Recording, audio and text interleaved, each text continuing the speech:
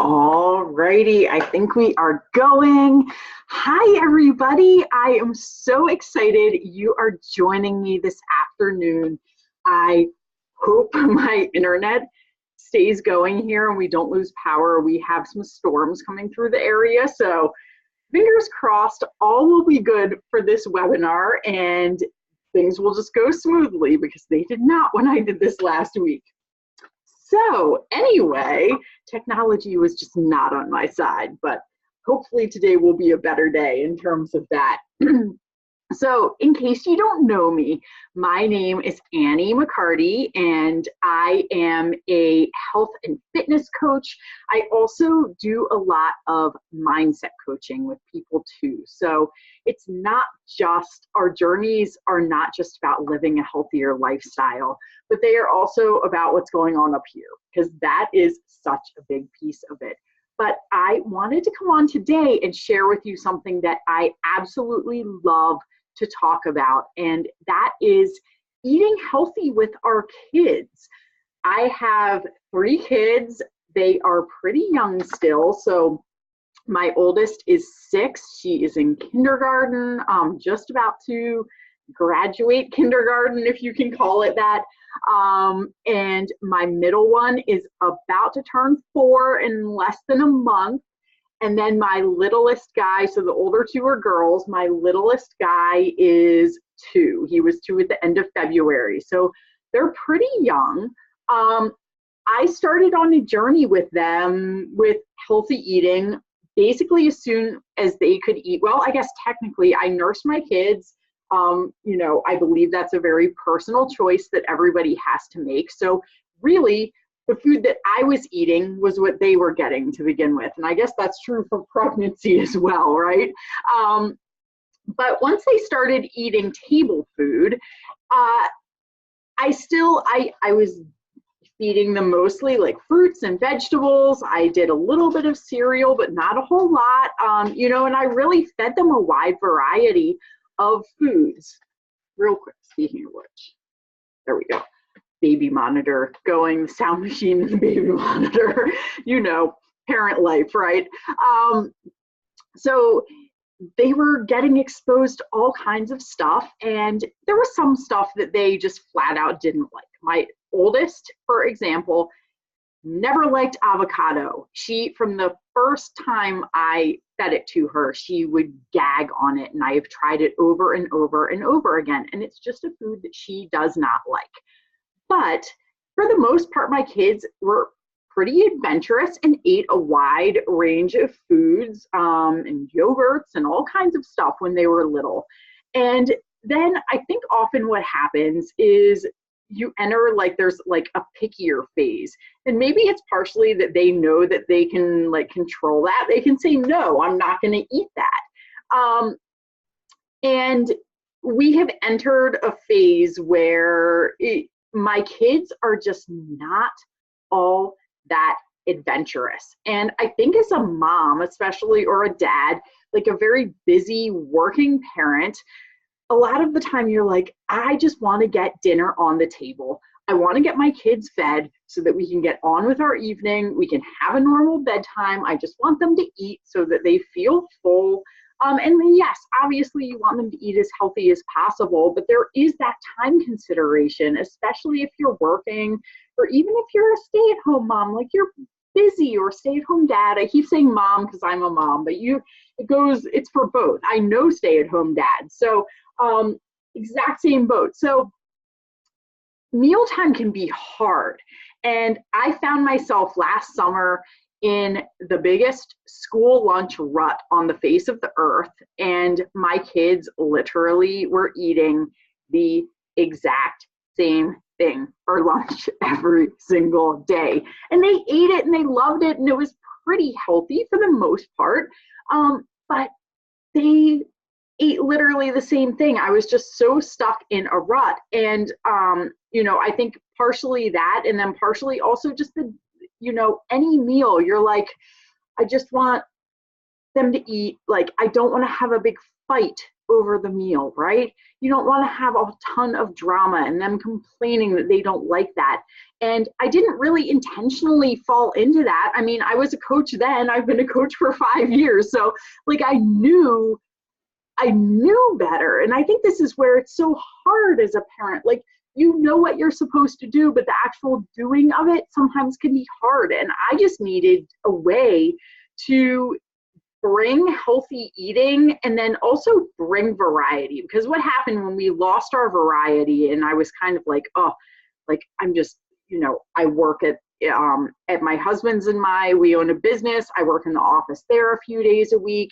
At last summer, I was like towing my youngest, like he would come into work with me. And by the end of the day, I was just exhausted. And then I work from home part of the week as well. And I have my coaching business. I didn't want dinner. Like by the time I got to dinner, I was just done. Like I didn't want it to be this big scene. And because I was just kind of giving them the same things and the same things and the same things, then when I decided to change things up, they wouldn't eat it.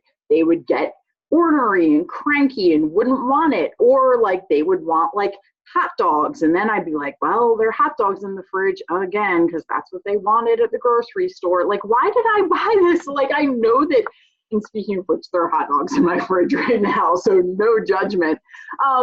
But like you get into these ruts, right? And then it's so easy for it to slide off. And then you start to have the school stuff where I have the kids, especially my kindergartner, coming home, and even my 3-year-old comes home and she's like, this person has cookies in their lunch. Why don't I get cookies in my lunch? This person does this. And with my kindergartner this year, we dove into the realm of her buying her lunches at school. And that's not always the healthiest stuff, but I'm not there to tell her what choices to make. So we have to equip our children with the knowledge and with the power, and it's up to us. For the most part, we're the ones who are feeding them, right? And helping them make these choices when they do get out into the real world. So it's up to us to really set that example. And that's part of why, because this winter I decided, you know what, things need to change. I ended up getting certified. So I am certified in 2 different nutrition programs. And the one that I got certified in it was actually this early spring, it actually has a whole section that is healthy eating for the whole family. So I am now certified in being able to help families and help children really take on a healthy eating lifestyle. So that's part of why I'm so passionate about this, because I've been there and struggled myself, even as a health and fitness coach. Like I've struggled myself with my own kids. So I want to share with you some things that have worked so well for me and my family. So I have 3 things we're going to talk about today. So the first thing is that you just need to talk to them about it and explain what it is, just talk about your food, what it is you're eating and why you're eating that. Why are you making that choice? Because I realized that so often I would just be like, here's dinner. Or like we also got into like the short order cook phase for a while, which I was like, after a couple of weeks of that, I was like, I am done. Where, I want toast, I want this, I want that. And you're just getting like, oh, we want like this food. So I was literally just like making the foods and not really like explaining to them why you would want to make a different choice, or why is it that I'm serving this to you. So I realized that for me as their parent, I had to talk about the food that I was selecting and serving to them. And, I got into a phase where I would say like my oldest loves toast. She would eat like an entire loaf of bread for dinner if I let her. So after 1 or 2 pieces of toast, I have to say to her something like, okay, it's not that you can't have more to eat. We need to select a protein and a vegetable and a fruit. But actually starting to use that language with them and talk to them about it. Explaining to them why it is that you eat those foods. Like fruits and vegetables have a lot of vitamins that are going to help you grow big and strong. Healthy fats, like I mentioned, my oldest doesn't like avocados, but avocados and like peanut butters and stuff like that. Those salad, even like healthy salad dressings with olive oil in them, like that's going to help your brain be able to learn all the stuff that you're learning at school. And you need to phrase it so that they can understand it. And obviously, too, part of what I'm going to talk to you about today is that for younger kids, like my kids are like mostly like preschool-ish age, you're going to talk to them like things are going to be a little bit different. The principles are the same, but you're going to be involving them in using language. It's a little bit different than you would talk to like a high schooler, but it's just as important for your high schooler or middle schooler or elementary schooler to understand what it is. So I always try to talk to them about like like you do need to have carbohydrates because that's what's going to give you energy to be able to go out and run and play and do really well at gym class and stuff like that. Vegetables are going to make you feel nice and full, like you like it, that full feeling. Like nobody wants to eat and still feel hungry. And I'll have situations where my oldest will say, I'm really hungry. I'm going to eat some pistachios. And to explain to them, well, like the pistachios are, wow, that is some thunder. The pistachios are going to give you these really good healthy fats that are going to help your brain so that you can learn so much more, but it's not really going to make you feel full.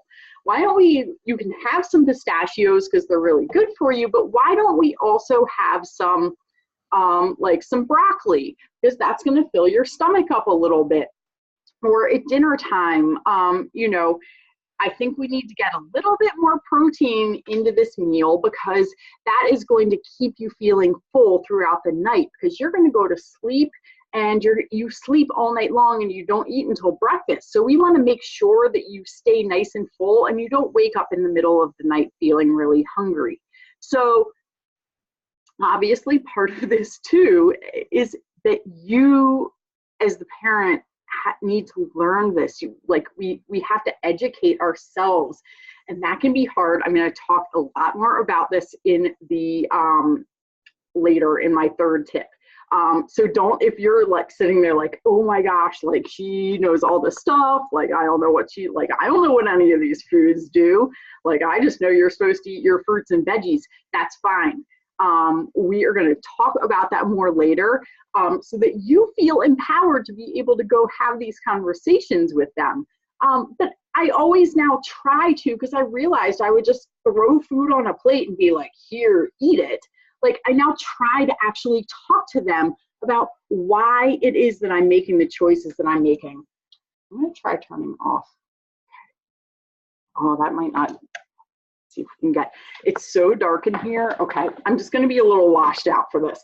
It's so dark in here because of the storm coming through that the lighting is just like weird right now. So anyway, most of it's what I'm saying that's important, right? Not so much whether I'm a little washed out and you can't see my face as well as normal.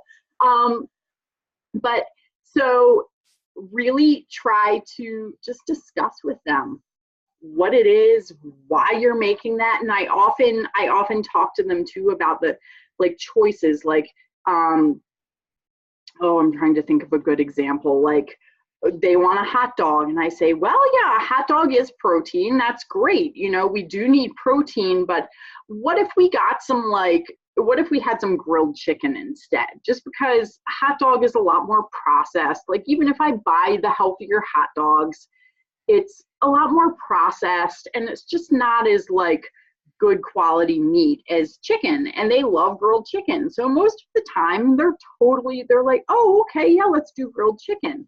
So once you can start to have these conversations with them, not only are you, like, you're educating them, you're explaining to them why it is that you would choose that one food over the other. And what's that is doing is empowering them in the future when they are put in a situation, like I said, with school lunch. Like, my oldest is put in a situation 2 or 3 times a week now that she's making these decisions for herself. And because I've talked through this with her, she now starts to have that knowledge to be able to make those decisions, and not just make them because she's like, a hot dog tastes really good, which, like, yeah, like, I think hot dogs taste really good too.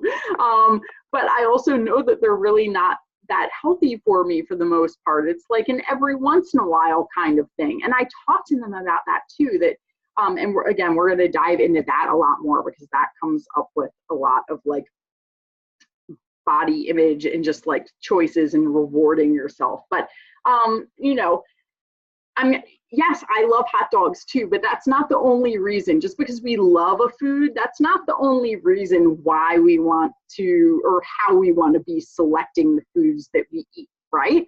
Makes sense? So moving on to my second tip, get your kids involved. And I am still guilty of not 100% incorporating them into it. And part of this, so number one, get them involved in the grocery shopping, picking stuff out at the store. And that especially is where, like, grocery store time is often like my alone time. I can say to my husband, you're watching the kids for an hour while I go to the grocery store by myself, and it's like a nice little mommy vacation. But you also have to realize that that is a place to also educate them, but also get them involved in the process and get them excited about the healthier foods. So maybe rather than being like, I'm never going to take them, or I have to take them every time and that's a drag, maybe take them once a month. Maybe take each kid separately, something like that if you have more than one kid. But what I want you to do with the store is, number one, going back to tip one, I want you to kind of explain the process that you are using to pick out those healthier foods. So, you know, talk about why, like, you're going down the shelves and like, why are you grabbing this cereal over this one? You know, why are you picking out that carton of eggs? Why are you choosing this yogurt or this milk or this fruit or vegetable? You know, start to talk to them about it, show them the nutrition labels on the back so that they, even if they can't read, they understand that there is information there that they need to pay attention to. And I'll even talk to them about, like, one of the great little rules and tips from the nutrition program with kids, and this goes for food that kids are eating or adults are eating.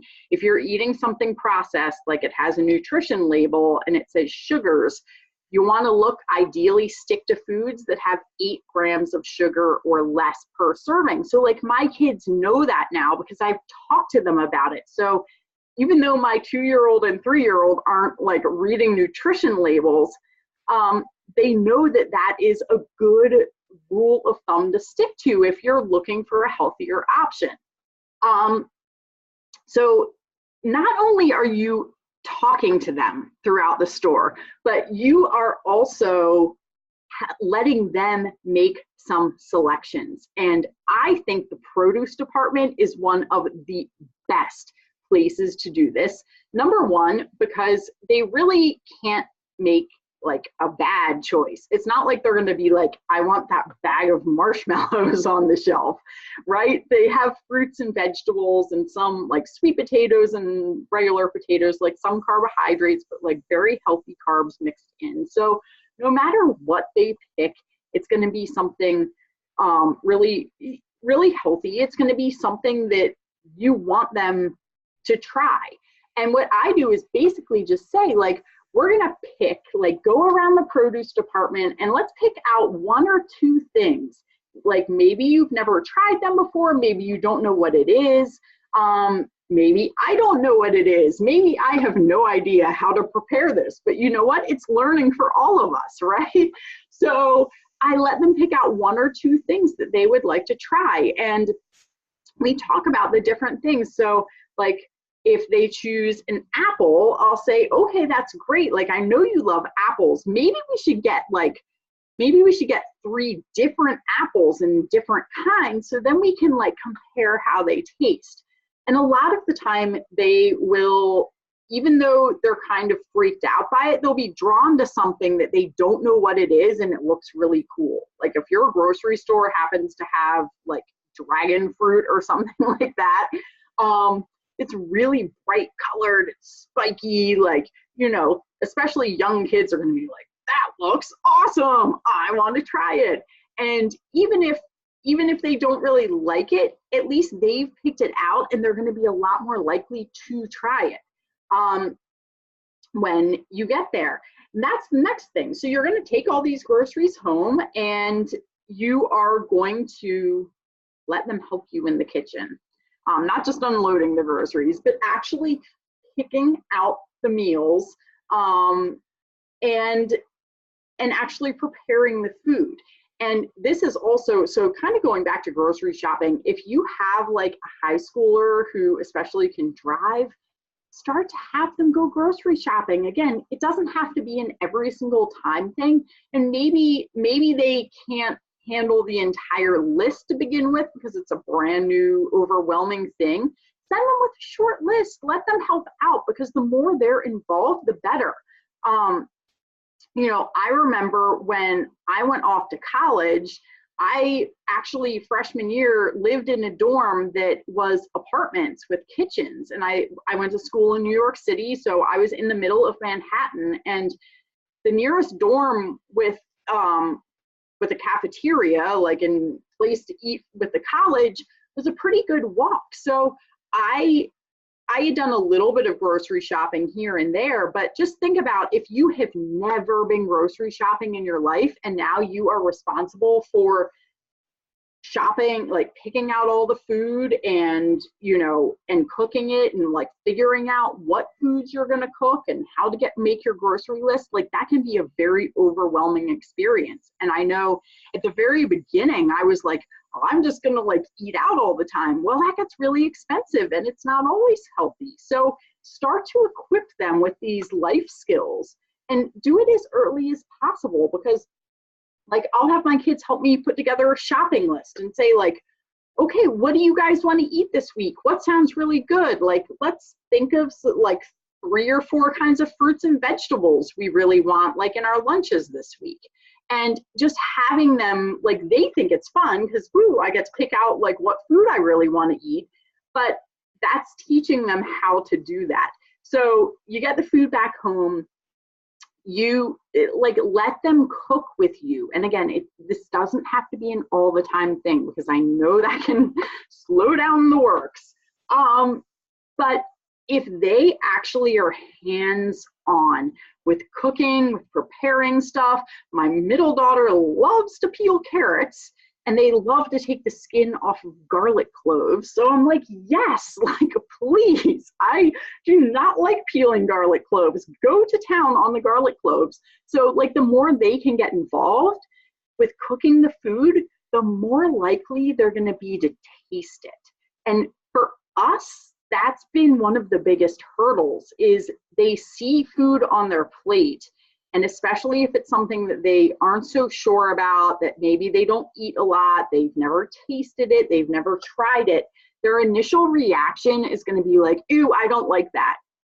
Like my middle daughter we had gotten apricots and she was like, I don't like that. I don't like that. And I was like, have you ever had an apricot? I don't think you've ever tasted an apricot before. And she was like, I haven't, but I don't like it. I got her to just take one little bite of it. And she was like, oh, I love this. She ate like 3 apricots. So the hardest part a lot of the time is just getting them to taste it. So if they have been involved with picking the food out at the store and then preparing it, they are going to be a lot more likely because they've been so hands-on to want to taste what their hard work and effort has created. One other great tip is to actually sit down with them with a cookbook and let them go through, especially if it has lots of pictures, maybe not like Joy of Cooking where it's all words, but like a cookbook with lots of pictures, or pull stuff up on the internet or something, and let them go through and actually pick out, be like, that looks tasty. And I asked, would you try, if I made that for you, would you try it? And most of the time, like if they think it looks tasty in the recipe, they'll at least taste it after I cook it. And that's this nutrition program that we've been doing. I absolutely love that it comes with an ebook that has 75 different, it's specific like lunch recipes for kids, but really, I mean, you can serve it any time of the day, and it actually is really good lunch ideas for adults too. Great for me packing for like to take lunch to work with me.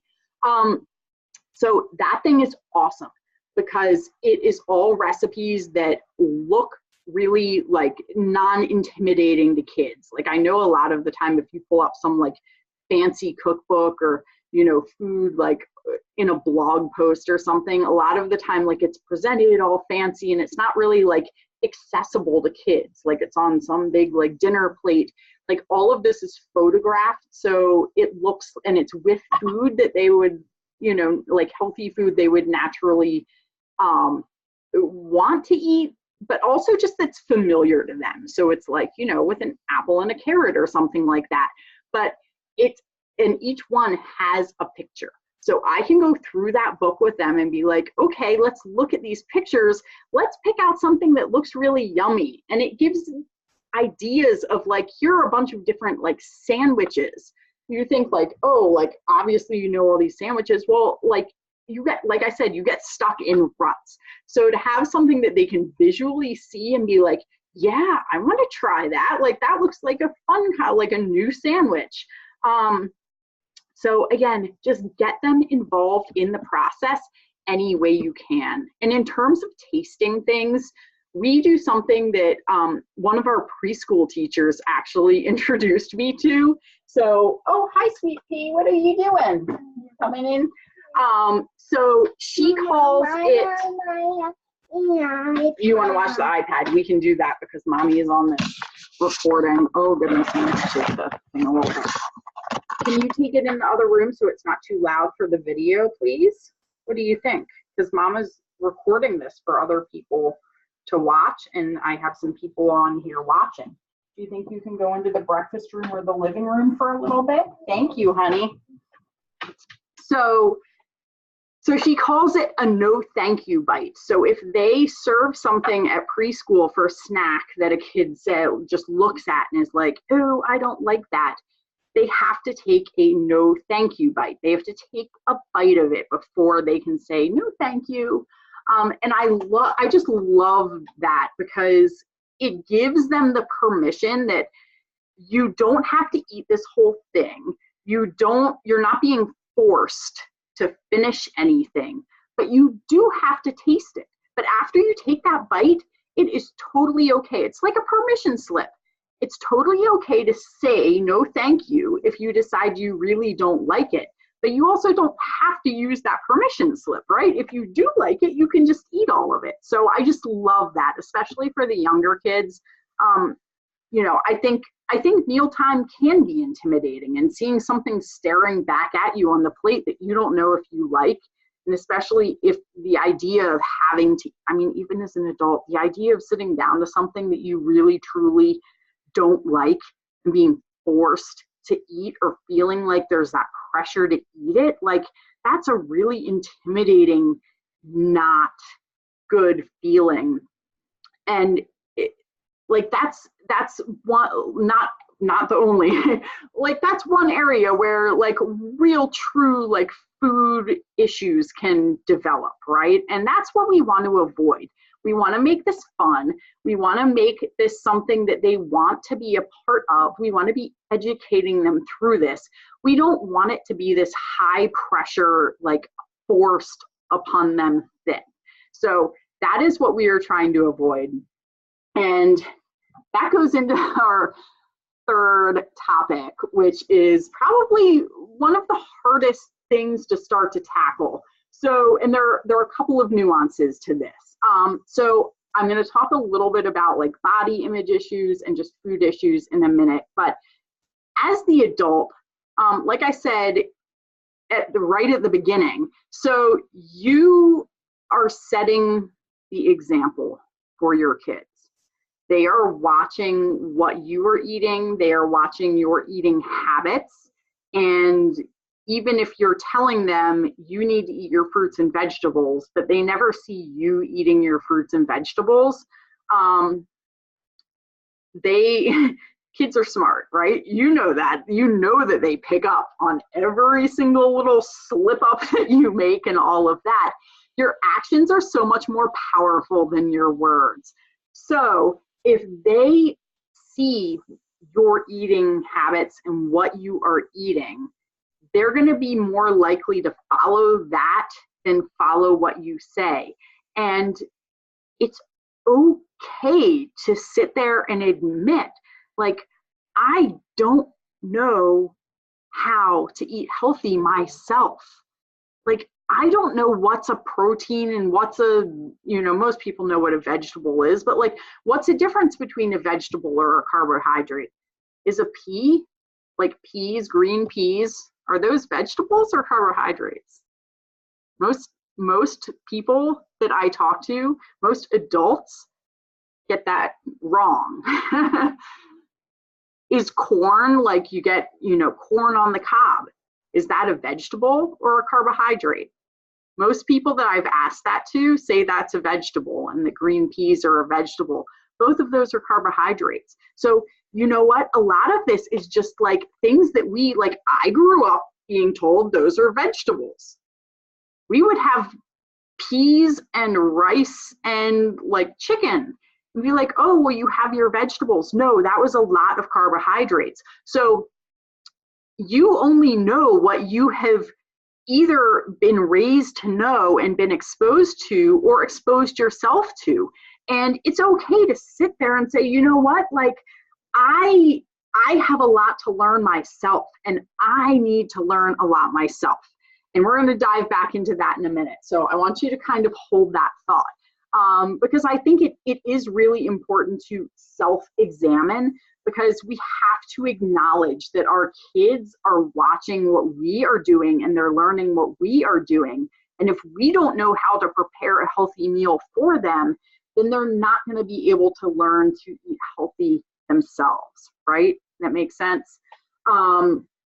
So just be aware of your own habits. And I'm going to circle back to the educating yourself, like figuring out how to do all of this in a minute. But before I do that, I do want to talk a little bit about like developing bad, like food issue kind of things, disordered eating, if you want to call it that, body image issues, because we as parents and just as a role model in general, like if you have children in your life in any aspect, you do have to be really mindful of what it is that you are saying, what it is that you are portraying, because they pick up on it, even if it is criticism that you are putting on yourself. And I want to share, I'm going to take a little sip of this here. I want to share a little story with you guys. So after my second daughter, who you just saw, she's now 3, almost 4, a few months after she was born, I mean, it could not have been that many months after she was born. After she was born, my oldest I think she had just turned 3, like literally just turned 3. And I was only a couple months postpartum, and I had, I was small enough that the maternity pants weren't working anymore, but I tried to go put on my like larger size, like non-maternity pants, basically like regular jeans, and I couldn't get them up. And I was just very frustrated because I was like, what? I was leaving on a trip. I was trying to pack. I'm like, I can't wear my maternity pants because my maternity pants are falling off of me. I literally cannot wear them anymore. but I don't, like, I'm trying to go, I have to have pants. Like, I have to wear some kind of trouser short pant thing on my lower half. Like, I have to have something for this trip. And it wasn't like I could just be like, I'm going to wear sundresses. It was a trip I needed. Like, we were going to be doing a lot of like hiking and outdoor stuff. So I could not pull on. I got the largest size pant that I owned from before when I got pregnant, and I literally could not get them up. And I remember sitting there in the dining room with my husband, and I literally just like burst into tears. And I was like, I don't know what I'm going to do. Like, I'm too big for my pants. It literally, like, even now, like that feeling, like if you've been there, you know what that feels like, where you're like, what is wrong with me? Like, I literally can't even go into my closet and find clothes that fit me right now. Like, you just don't feel like it's your own body because you've just had a baby. Like, it's totally normal, but it's a really emotional thing because you've, like, think about the process you've just been through. You've birthed this other little life, and your body has changed so much, and you're dealing with all the hormones and all of that. So I remember him, like, he just said to me, he was like, it's going to be okay. Stop crying. I understand why you're upset. He was like, go to the mall and buy another pair of jeans. And I was like, oh, yeah, okay. Like, I can do that. And he was like, I'm taking care of the kids. Go buy some jeans that fit you. So the solution wasn't that big of a deal, but like, I had gotten really upset about it. I didn't even realize my 3-year-old was sitting in the living room, and she had overheard all of this. We were like not in the same room, but one room over, and she had overheard me crying, saying, I'm too big for my pants. And about 2 weeks later, I was going to get her dressed, and I said, oh, like, let's wear this. These would be super cute on you. And she said back to me, she was like, I can't, Mom, I'm too big for my pants. And they fit her perfectly. It wasn't that it wasn't that she had outgrown them, but she overheard me. So my own body image issues at the time, and me saying something completely about myself. Like, I think a lot of the time people feel like, oh, like, I have to be careful what I say to my child or about my child. Like, I don't ever want to tell my child that they're, oh, like, you put on weight or something. Like, obviously you would never want to phrase it, like, ever phrase it that way to your child, but you don't realize that your own like projection of your own body image is just as powerful a reflection for your kids as saying something to them or about them. So we just have to be so mindful of what it is that we are saying about ourselves, what it is that we are saying about other people. There are so many body image issues. There are so many food issues. There is so much disordered eating because we as a society place a lot of value and focus on our body. And we also honestly have very unhealthy food things. To kind of wrap up that story before I move on now, like, because I'll go into the mirror and I'm like, okay, I like just finished my workout program. I'm going to like take some selfies of my progress, and I'll go and I'll like flex my muscles. And now, like, my daughter, my oldest daughter, my 2 daughters and my son, like, because I've become a lot more careful about what I'm saying and feeling and thinking about myself, like the thought process that's going on about my own body, and especially what's coming out of my mouth about my own body, because I'll be like, oh, look, I'm so strong. I built all this muscle. And now, like, they do the same thing. So, my oldest will come home and she'll be like, I did so good at gym today because I'm so strong. Look at my muscles. Like, that's now her body image projection of herself. And that's awesome. But it took a really hard lesson for me to learn that you have to be really careful. And I think that it's so easy because most cultures around the world, eating is a really social thing. And there's nothing wrong with it being a social thing. I think it's fantastic that a family, especially extended family, can gather around a dinner table, and it's a place where you have these conversations and people, like, generations get to know each other, especially if it's like grandparents who don't usually see their grandkids, like holidays, all of that celebration, and having like there's a reason why a dinner table or lunch table, like eating place, is such a social thing. But I think that we also need to be really careful, because it's really easy to turn that social experience into something that is a reward.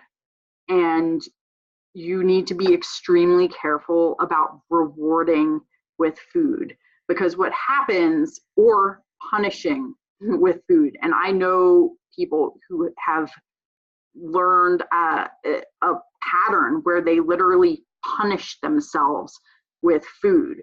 They have a really bad experience or a stressful day, and they feel like they're not good enough. And if I'm not good enough here, I need to be careful how loud I'm talking, but I know I'm overweight more than I should be, and so like I'm clearly not worth it. So I'm going to go eat this entire bag of chips because that's a punishment.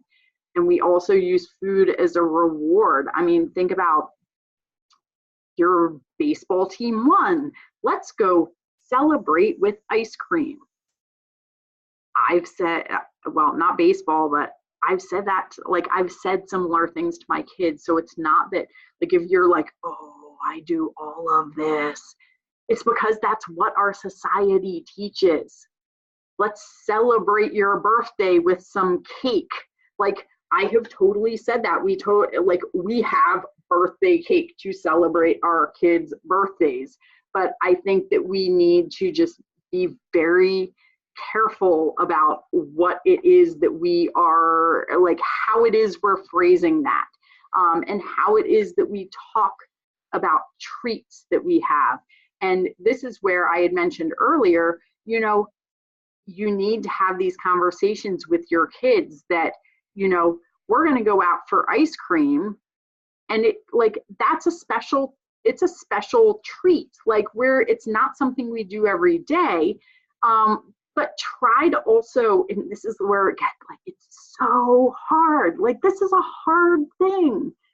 It's a hard thing that you have to, like, kind of grapple with as a human being, much less a parent who is guiding another human being and molding them into, like, the future person that they're going to be. So, like, these are just hard conversations and hard things to deal with, but I want you to start thinking through this. So rather than saying, like, we're going to go get this treat to celebrate or to reward ourselves for a job well done, just talk about it like it. Yeah, and I don't, like, you don't want to get into the disordered eating of, like, I can never let myself have any of that, because, like, if I eat one cookie, I am going to get the FAT word.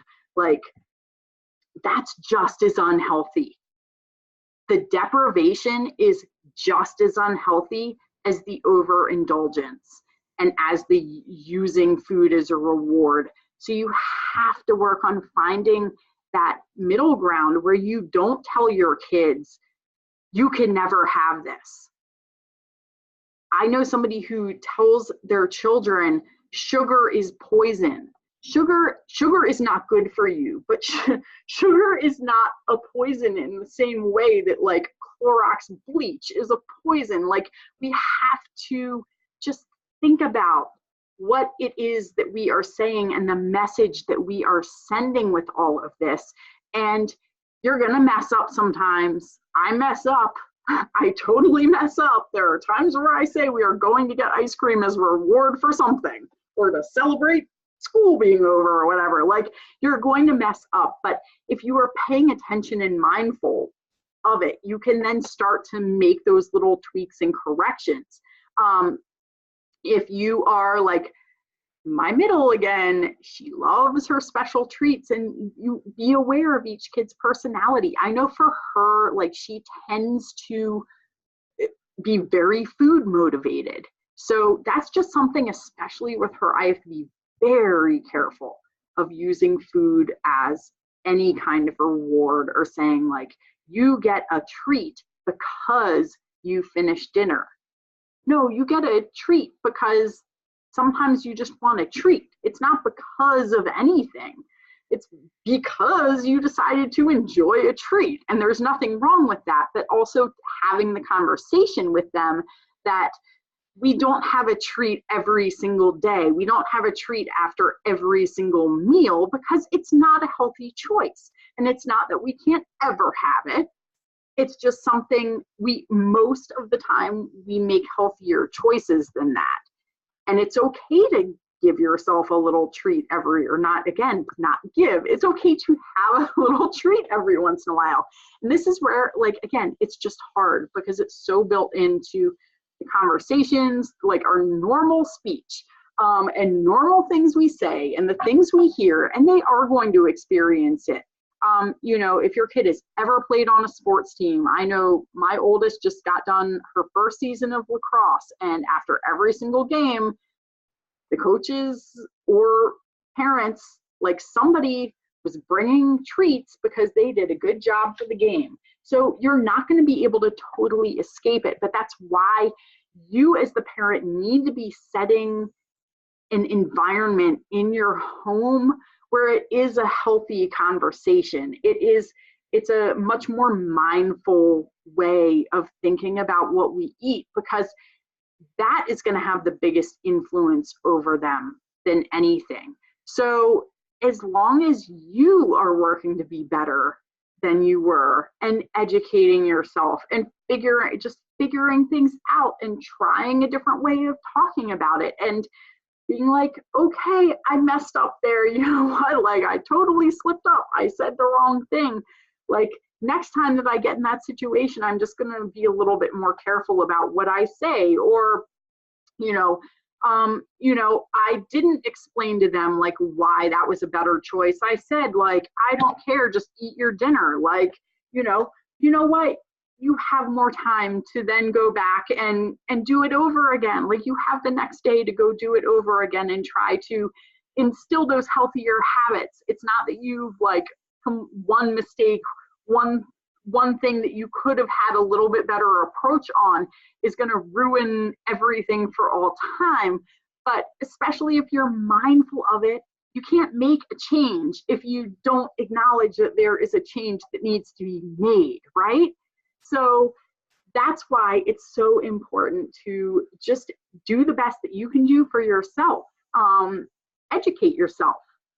If you feel like you're like, oh my gosh, like, I know that I need to make some really big changes in the way that I am talking to my kids, in the way that I am feeding my kids, in the choices that I'm allowing them to make, in just how I'm offering or talking about choices. Like, if you know that you have changes to make, I mean, again, like I said, I've been a health and fitness coach for 5 years, and we had major changes that needed to happen here. And they haven't all totally happened, but we are slowly implementing them. And the kids are really excited about it because it is designed. There's a whole aspect of this program that's designed specifically for kids. They even have their own little tracker where if they eat like enough like fruits and vegetables and healthy fats and proteins and make really good choices and drink enough water and try new foods, like,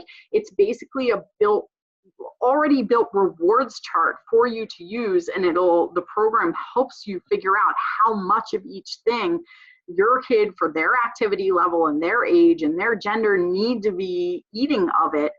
And honestly, for kids, a lot of the time, it's not a it's not a matter of restricting their food. It's that they need to eat more because they're growing. They're spending a lot of energy, and just making sure they're getting enough like fruits and vegetables where those nutrients and vitamins and minerals are so like densely packed into that stuff, and they're not going to be getting it from elsewhere.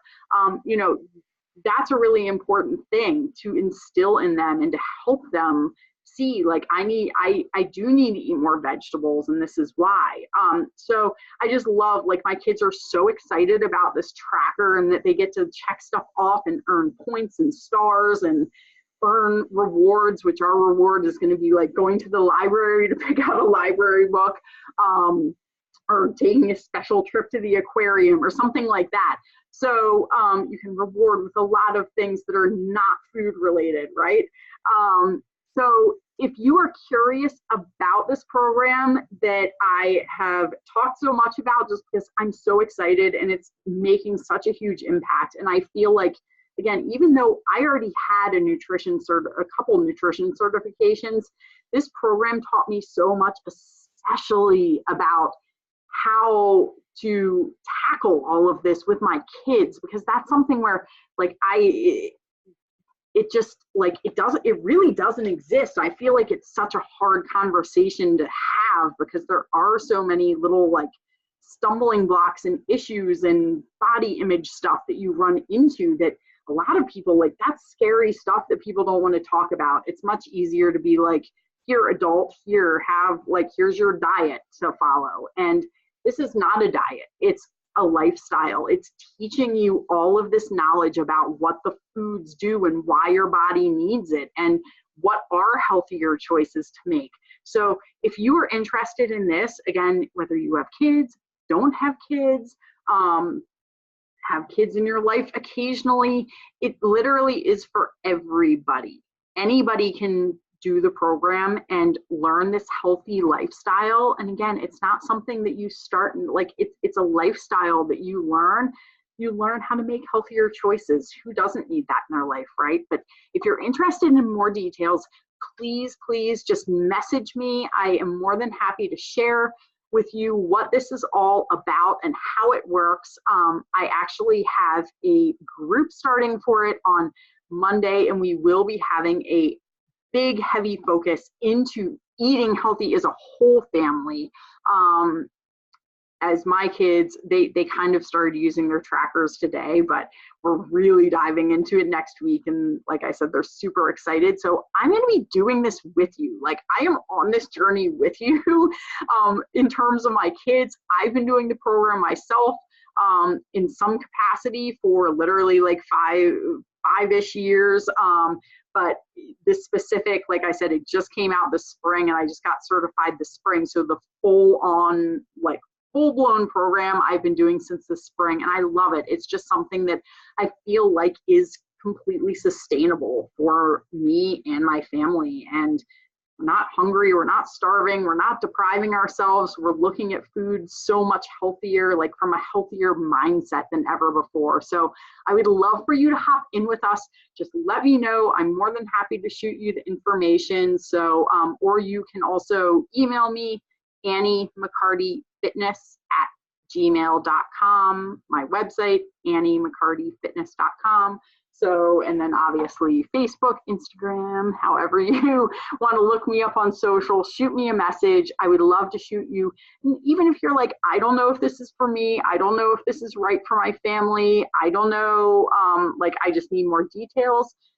We're more than happy to just chat. Like, it's not that you have to commit to joining. I just want to be able to get you the information you need so that you and your family can start this new chapter of a healthier lifestyle for everybody. So I hope this helped. I would love to know your favorite tip that came out of this and what changes you're going to be making going forward with your family and your kids. So have a great one. Thank you for joining me. Happy Thursday. Oh, stop recording now. Bye, guys.